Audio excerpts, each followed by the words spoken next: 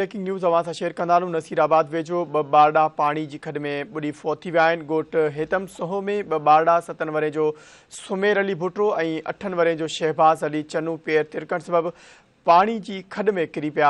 ॿारनि खे कढी अस्पताल पहुचायो वियो, जिते डॉक्टरनि पारां हिकु ॿारड़े जे फौत थियण जी तस्दीक कई वई।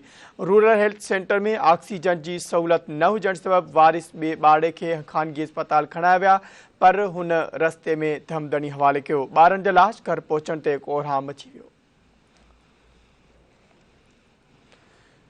अफ़सोसनाक ख़बर के हवाले से नाज़रीन अवां खे आगाह करे आहियूं। या ब्रेकिंग न्यूज़ अवां सां हिकु ॿीहर शेयर कंदा आहियूं। नसीराबाद वेझो ॿ ॿारड़ा पानी जी खॾ में ॿुॾी फौत थी विया आहिनि। ॻोठ हेतम सोह में ॿ 7 वरे जो सुमेर अली ऐं 8 वरे जो शहबाज़ अली चनू पेर तिरकण सबबि पानी जी खॾ में किरी पिया। ॿारड़नि खे कढी अस्पताल पहुचायो वियो, जिते डॉक्टरनि पारां हिकु ॿारड़े जे फौत थियण जी तस्दीक कई वई।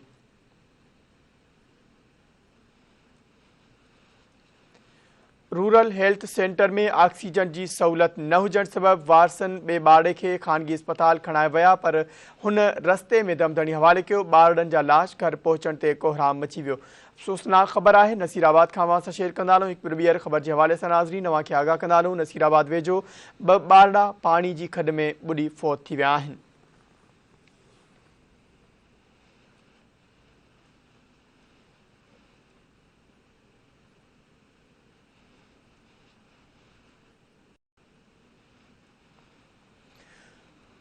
ख़बर के हवाले से नाज़रीन अवां खे आगाह करे आहियूं। या ब्रेकिंग न्यूज़ अवां सां हिकु ॿीहर शेयर कंदा आहियूं। नसीराबाद वेझो ॿ ॿारड़ा पानी जी खॾ में ॿुॾी फौत थी विया आहिनि। ॻोठ हेतम सोह में ॿ 7 वरे जो सुमेर अली ऐं 8 वरे जो शहबाज़ अली चनू पेर तिरकण सबबि पानी जी खॾ में किरी पिया।